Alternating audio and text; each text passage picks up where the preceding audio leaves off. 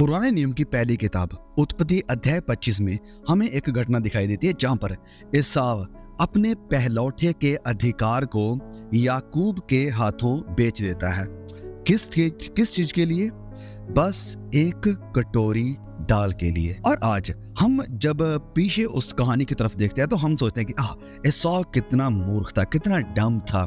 कोई इंसान इतना भी पागल नहीं हो सकता, इतना भी भूखा नहीं हो सकता है कि कटोरी दाल के लिए अपने पहलौठे के अधिकार को ही बेच डाले।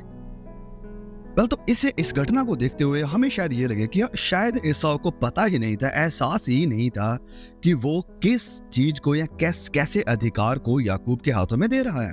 और ये बात सच भी है क्योंकि वचन में भी लिखा है। जब हम पढ़ते हैं 25 का 32 में, उत्पत्ति 25-32 में लिखा है, एसाव ने याकूब से कहा कि देख, मैं तो अभी मरने पर हूं, इतना भूखा मर रहा हूं, इसलिए पहलौठे के अधिकार से मेरा क्या लाभ होगा? ये पहलौठे होने से मुझे क्या मिलेगा? क्या लाभ होगा मुझे इस चीज से? तो कोई फर्क ही नहीं पड़ता है कि ये मैं तुझे दे दूं या अपने पास रख लूं। So no problem at all. तू मुझे खाना दे, मैं अपना ये पहलौठे का अधिकार तुझे दे देता हूं। इससे कोई फर्क पड़ने वाला वैसे भी नहीं है। और ये एक उसे लगा कि बड़ा ही टेम्परल सौदा है अपनी भूख को मिटाने के लिए, भूख को, अपने पेट को संतुष्ट करने के लिए। लेकिन इसका नतीजा बहुत ही बड़ा था, जैसे कि हम आज जानते हैं। वो याकूब के लिए भी था और इजराइल के 12 गोत्रों के लिए भी। तो एसाव की आंखें उस बड़ी तस्वीर से या आने वाले जो भविष्य है उससे बिल्कुल अंधी हो गई थी। किस चीज के लिए? अपनी थोड़ी सी संतुष्टि के लिए, थोड़े समय के आनंद के लिए उसने अपने भविष्य को, अपने अधिकारों को उजाड़ डाला, दूसरे के हाथों में दे दिया। और सेम चीज हम देखते हैं आदम और हवा के गुनाह का नतीजा भी आने वाली पीढ़ियों के लिए, आने वाले लोगों के लिए बड़ा ही भयानक था, बड़ा ही भयंकर था।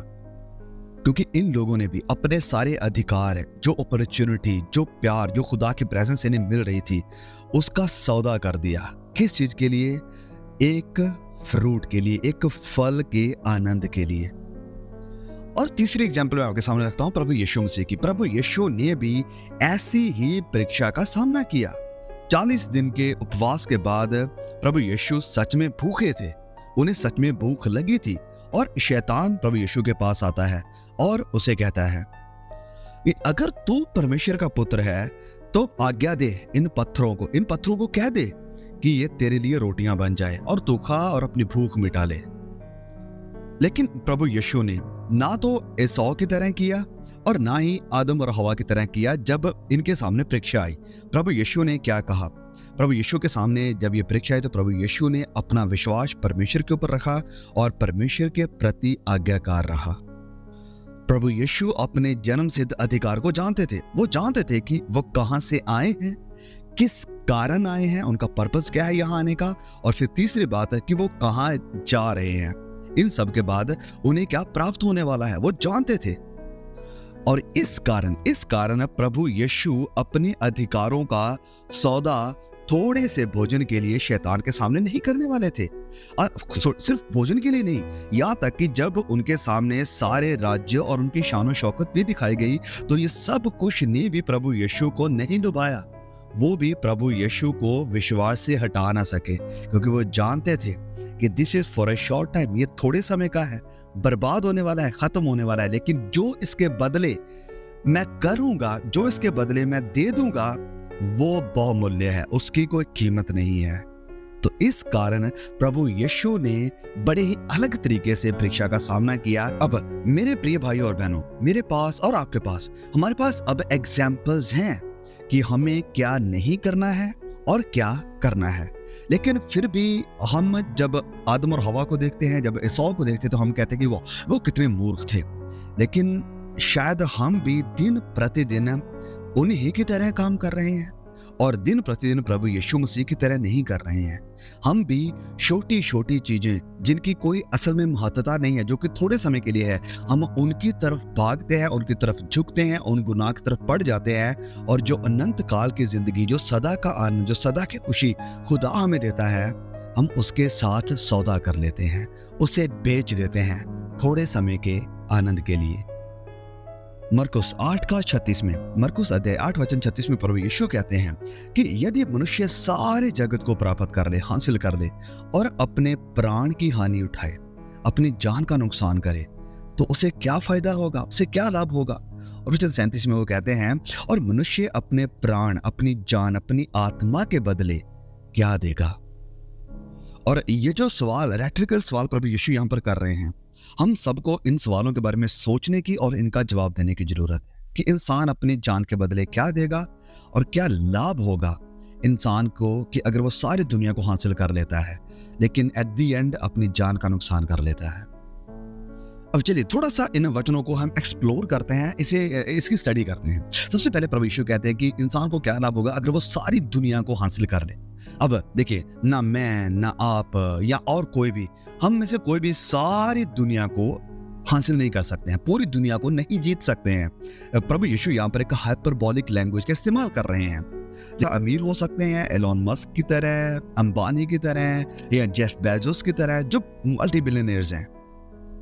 ओके, तो हो सकता है इनके जैसे भी ना हो। हमारी दुनिया, हमारे लिए सारी दुनिया हो सकती है ओके, नई जॉब, नई कार, एक नया अपडेटेड फोन जो नया वर्जन आया है, या फिर लेटेस्ट डिजाइनर कपड़े, ब्रांडेड कपड़े, या बड़ा घर, अच्छी सी जगह में सेटल होना, अच्छी सी कॉलोनी में घर, अपना बड़ा मकान बना लेना। ऐसी कई चीजें हो सकती हैं। हमारी दुनिया, हमारे लिए दुनिया हो सकती है। और बहुत सारी आज दुनिया है, बहुत सारे आज लोग हैं, और यहाँ तक कि कई क्रिश्चियंस भी, चर्च जाने वाले भी, अपनी आत्मा का सौदा इन चीजों के साथ कर रहे हैं। इन चीजों के लिए अपनी आत्मा, अपनी जान बेच दे रहे हैं। और इससे यही पता चलता है, यही जाहिर होता है कि हम कितना अपनी आत्मा को तुच्छ समझते हैं, अपनी आत्मा की वैल्यू हम कितनी कम करते हैं जब हम इन चीजों को, जो कि टेम्परेरी है, नाश हो जाने वाली है, खत्म हो जाने वाली है, जब हम पूरी अपनी दौड़, पूरा अपना फोकस इन्हीं की तरफ लगाते हैं और अपनी आत्मा, अपनी जान जो अनंत जिंदगी तक रहेगी, जिसकी वैल्यू सदा की है, उसकी तरफ हम देखते भी नहीं है, उसके लिए कोई तैयारी भी नहीं करते। अब इससे पहले कि फिर से कोई मुझे मिसअंडरस्टैंड करे, मैं ये बात लगातार कहता हूँ, मैं नहीं चाहता कि कोई मिसअंडरस्टैंड करे इस छोटे से क्लिप को देखकर कि हाँ भाई याकूब, तू कह रहे हैं कि ओके, ये चीजें जैसे हमारा घर हो गया, पैसा हो गया, जॉब हो गई, ये चीजें जरूरी नहीं। नहीं, बिल्कुल ये चीजें जरूरी है, हमारी जरूरतें हैं, और प्रभु यीशु बाखूबी जानते हैं हमारी जरूरतों को। और मैं कहता हूँ कि बैंक अकाउंट की बात, तो मैं कहता हूँ कि प्रभु यीशु का खुद भी बैंक अकाउंट था। यस, प्रभु यीशु का बैंक अकाउंट था, और उसका मैनेजर यहूदा इस्करियोती था। भले ही वो जो मैनेजर था बड़ा करप्ट था, सही मैनेजर नहीं था, लेकिन था। तो ये मैं कहने की बिल्कुल भी कोशिश नहीं कर रहा हूं कि हमें अपनी जॉब छोड़ देनी चाहिए, पैसा कमाना छोड़ देना चाहिए, अपना घर कहीं बेचकर निकल जाना चाहिए जंगलों में। नहीं, ये मेरे कहने का मतलब बिल्कुल भी नहीं है। मेरे कहने का मतलब है कि आप कहीं इन चीजों की तरफ दौड़ते दौड़ते अपनी जान का सौदा तो नहीं कर रहे हैं। क्या आपकी आत्मा सिक्योर है? क्या आपकी जान सिक्योर है? क्या वो प्रभु यीशु की तरफ है? क्या वो अनंत जिंदगी के लिए तैयार है? क्या वो प्रभु यीशु के दूसरे आगमन के लिए तैयार है? That is the question that you should be answering.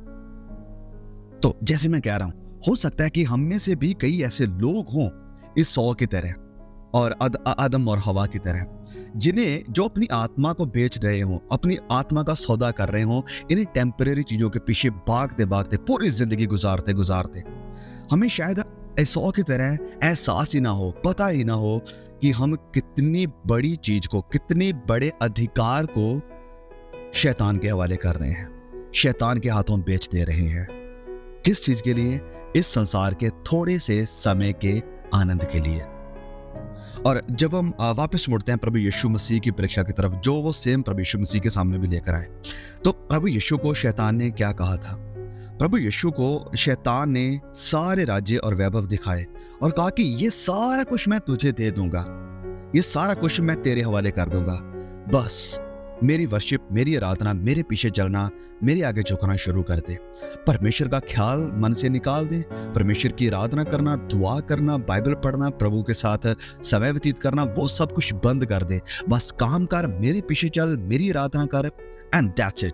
मैं ये सारा वैभव, सारे राज्य तेरे कदमों में रख देता हूं। लेकिन ऑफ कोर्स हम जानते हैं कि प्रभु यीशु का जवाब क्या था। प्रभु यीशु ने रिस्पॉन्ड किया ये कहते हुए कि शैतान यहाँ से दफा हो, निकल जा, गेट अवे फ्रॉम मी। और प्रभु यीशु ने शैतान के इस ऑफर को ठुकराते हुए अपनी आत्मा को, अपनी जान को और जो अधिकार प्रभु यीशु ने उसके लिए रखे थे उन्हें बचाए रखा।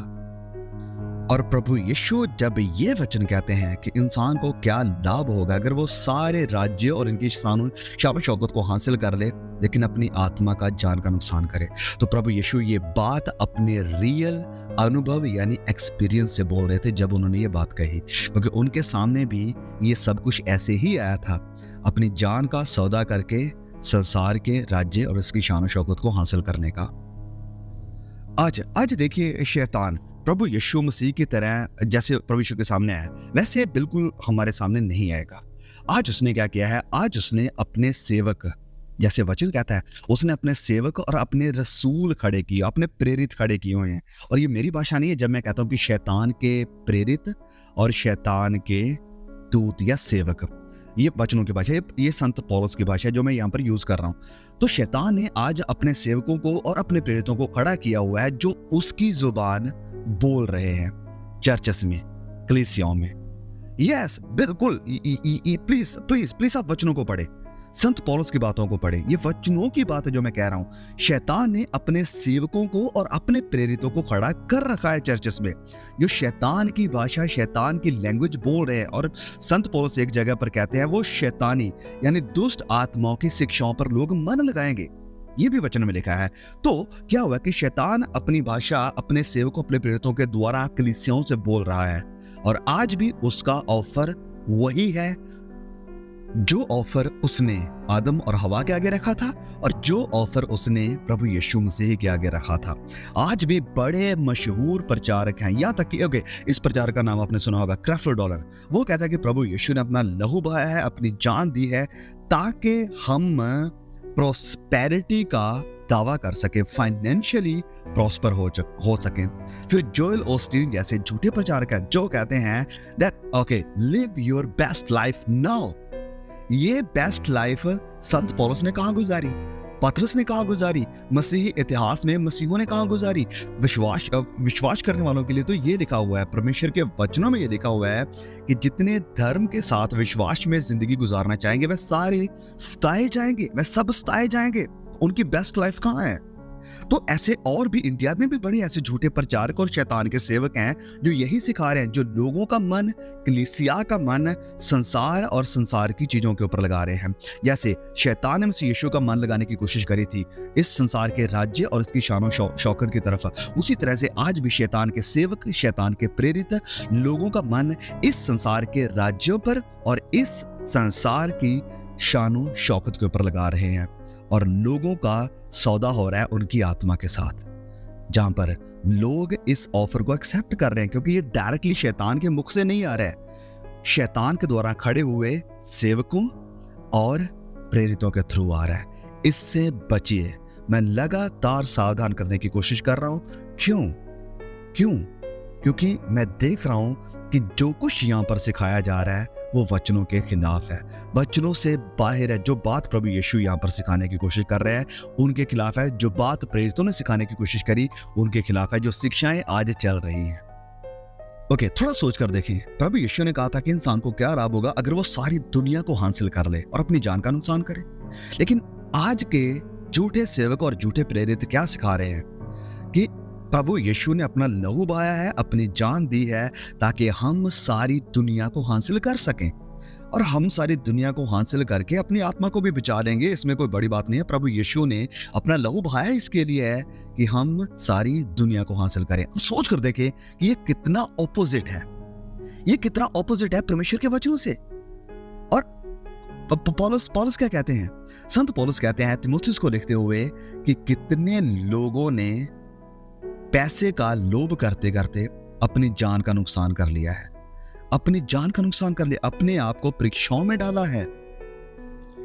मेरे प्रिय भाइयों और बहनों, जैसे ये वचन हम स्टडी कर रहे हैं, जो प्रभु यीशु मसीह ने कहा था कि इंसान को क्या लाभ होगा अगर वो अपनी जान का नुकसान कर ले और सारी दुनिया को हासिल कर ले। सोच कर देखिए, फैसला चुनाव आज आपके हाथ में है। रास्ते दो हैं, या तो आप संसार के और शैतान के रास्ते कदम पर चल के पूरी दुनिया को हासिल करना चाहते हैं। आपका निशाना, आपका टारगेट, आपका गोल जो है कि बस मुझे कैसे ना कैसे करके इतना फेमस हो जाना है, मुझे इतना पैसा कमा लेना है, इतना बड़ा बेंगलोर बना लेना है, उस कॉलोनी में या उस दूसरे अच्छे देश में जाकर सेटल हो जाना है। या फिर दूसरी तरफ आपका गोल, आपका निशाना ये है कि प्रभु यस, आप मेरी जरूरतों को जानते हैं। आपके वचनों में आपने कहा है कि चिंता मत कर, फिक्र मत कर। आकाश के पंछियों को देख, वो ना बीजते ना वो काटते, लेकिन फिर भी आपका स्वर्गीय पिता अगर उनकी देखभाल करता है तो मैं तुम्हारी भी क्यों ना करूंगा। प्रभु यीशु ने कहा, मैं आपकी जरूरतों को आपके मांगने से पहले ही जानता हूं। तो प्रभु मैं जानता हूं कि आप जानते हो कि मेरी जरूरतें क्या है और मुझसे बेहतर आप जानते हो। इसलिए मेरी मदद करो। मैं आपके रास्ते कदम पर चलना चाहता हूँ, धार्मिकता में जीना चाहता हूँ, आपकी मर्जी को पूरा करना चाहता हूँ, आपके सुसमाचार को फैलाना चाहता हूँ, आपके लिए तैयार रहना चाहता हूँ, चाहे आप आज आ जाएं, चाहे आप कल आ जाएं। हाँ, दुनिया की शान शौकत तो मुझे मिले या ना मिले, ये मेरे लिए मायने नहीं रखता है, लेकिन ये जरूर मायने रखता है कि मैं आपसे मिलना चाहता हूँ, आपके साथ रहना चाहता हूँ, सदा की जिंदगी आपकी उपस्थिति में गुजारना चाहता हूँ। फैसला आज आपके हाथ में, चुनाव आज आपको करना है कि आपका फोकस पॉइंट क्या है। क्या वो संसार पर लगा हुआ है या खुदा की प्रेजेंस पर लगा हुआ है। संत पौलुस कहते हैं कि संसार की चीजों पर नहीं, आत्मिक चीजों पर, स्वर्गीय बातों पर मन लगाएं। संसार की बातों पर नहीं, आत्मिक बातों पर, स्वर्गीय बातों पर। आपका मन कहां पर लगा हुआ है? जैसे मैं कह रहा हूं, ये फैसला आपको करना है, आपके हाथ में है। कोई आपके लिए फैसला नहीं कर सकता है। मैं आपको बता सकता हूं, आपको कन्विंस कर सकता हूं, आपको वचनों से सिखा सकता हूं, वचनों से प्रेरित कर सकता हूं, लेकिन एट द एंड फैसला आप ही के हाथों में है। जैसे ये कहा जाता है कि आप घोड़े को पानी तक लेकर जा सकते हैं, लेकिन पानी पीना है या नहीं पीना है वो घोड़े की मर्जी है। आप जबरदस्ती उसके मुंह में पानी नहीं डाल सकते हो। यस, मैं भी आपको वचनों की तरफ लेकर जा सकता हूं, मैं आपको वचनों की बातों की तरफ, मसीह यीशु की बातों की तरफ, आत्मिक बातों की तरफ लेकर जा सकता हूं, लेकिन किसे एक्सेप्ट करना है, क्या मानना है, वो एट द एंड फैसला आपके हाथ में है। यस, बिल्कुल आपके हाथ में। ये ना आपके पास्टर के हाथ में है, ना आपके माँ बाप के हाथ में, ना आपके बच्चों के हाथ में, ये ना आपकी बीवी, ना आपके हस्बैंड के हाथ में। ये फैसला टोटली पूरी तरह आप ही के हाथ में है कि आपका मन कहां पर लगा हुआ है और आप कहीं छोटे से लाभ के लिए, थोड़ी सी चीजों के लिए और थोड़े से आनंद के लिए कहीं सौदा तो नहीं कर रहे हैं अपनी आत्मा के साथ, एसाव की तरह, आदम और हवा की तरह।